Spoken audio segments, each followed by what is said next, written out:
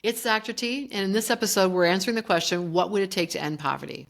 We've talked a lot about people who are near the bottom of the economic ladder, who are living in poverty, who are working poor, who are experiencing homelessness, who are unhoused.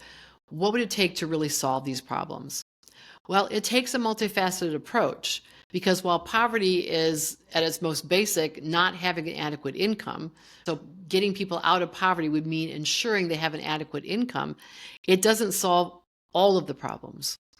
So thinking about jobs and poverty, we have to do some serious planning because beginning in the 70s and 80s, accelerating in that time frame, we've seen automation take away a lot of jobs, particularly jobs that people could have without a lot of advanced education. Automation is continuing. We're also seeing artificial intelligence or AI taking over other jobs, jobs that were considered white-collar jobs, creative jobs.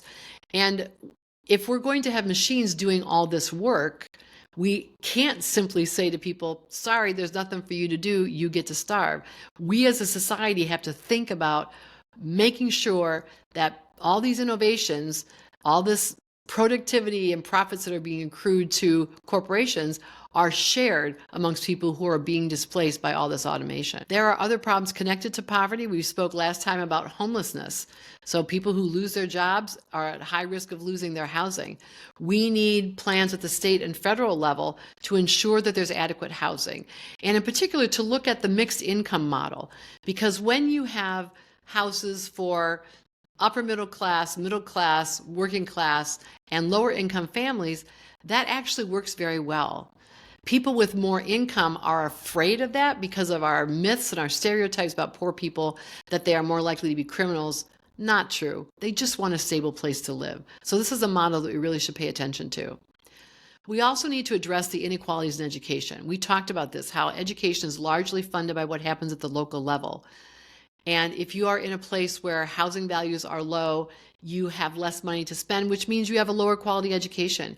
You can't offer the extras like art and music and honors courses to challenge your students. So we need to address educational inequalities. We also need to fund public transportation.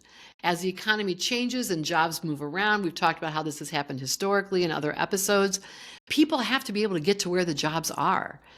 Cars are super expensive, and if you're near the bottom of the economic ladder, you need to rely on public transportation to get to those jobs. So we need to make sure that we're investing in that. Other needs. Right now, your access to healthcare is tied to your job. So if you lose your job, you lose your access to healthcare for most people. So we need to make sure that we are providing healthcare for everyone, and it's not dependent upon where you're employed or how you're employed. We've also seen a lot of consolidation and buying out of medical corporations and entities, especially in rural areas, and then closing down of these places in, again, especially rural areas or sometimes even in inner cities because they're not considered profitable enough. And so people are then stuck in areas where they can't get to healthcare, perhaps even if they do have access to good insurance.